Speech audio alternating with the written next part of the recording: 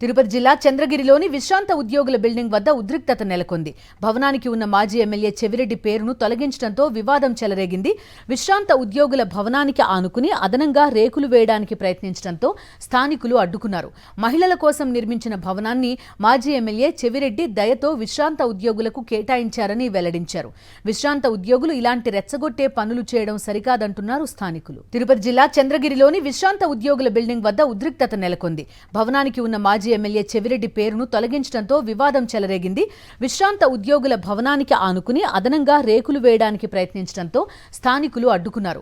మహిళల కోసం నిర్మించిన భవనాన్ని మాజీ ఎమ్మెల్యే చెవిరెడ్డి దయతో విశ్రాంత ఉద్యోగులకు కేటాయించారని వెల్లడించారు. విశ్రాంత ఉద్యోగులు ఇలాంటి రెచ్చగొట్టే పనులు చేయడం సరికాదంటున్నారు స్థానికులు. తిరుపతి జిల్లా చంద్రగిరిలోని విశ్రాంత ఉద్యోగుల బిల్డింగ్ వద్ద ఉద్రిక్తత నెలకొంది. భవనానికి ఉన్న మాజీ ఎమ్మెల్యే చెవిరెడ్డి పేరును తొలగించడంతో వివాదం చెలరేగింది. విశ్రాంత ఉద్యోగుల భవనానికి ఆనుకుని అదనంగా రేకులు వేయడానికి ప్రయత్నించడంతో స్థానికులు అడ్డుకున్నారు. మహిళల కోసం నిర్మించిన భవనాన్ని మాజీ ఎమ్మెల్యే చెవిరెడ్డి దయతో విశ్రాంత ఉద్యోగులకు కేటాయించారని వెల్లడించారు. విశ్రాంత ఉద్యోగులు ఇలాంటి రెచ్చగొట్టే పనులు చేయడం సరికాదంటున్నారు స్థానికులు.